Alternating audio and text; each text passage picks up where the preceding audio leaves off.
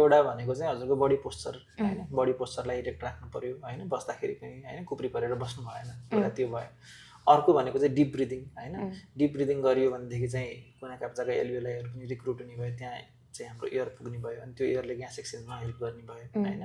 त्यस्तै गरेर अर्को भनेको चाहिँ एयरवेमा सेक्रेसन्सहरु केही छ भनेदेखि त्यसलाई चाहिँ हामीले a couple of deep breaths लिएर अनि त्यसपछि चाहिँ कफ आउट गर्न कोसिस गर्ने के।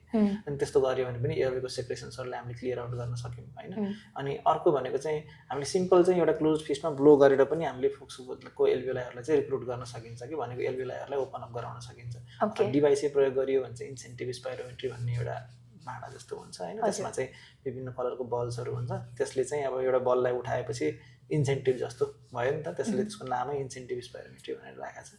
अनि त्यसलाई पनि हामीले युज गर्न सकिन्छ ब्रिदिङ एक्सरसाइजको लागि चाहिँ। त्यो चाहिँ बेसिकल्ली कुनै फोक्सोको कुनै दीर्घरोग छ भने अथवा केही समस्या भएको छ भनेदेखि त्यो हो। अदरवाइज चाहिँ हामीले होम रेमेडीकै हिसाबले अथवा घरमै बसेर गर्न मिल्ने त विदाउट त्यो पनि हामीले गर्न चाहिँ सकिन्छ।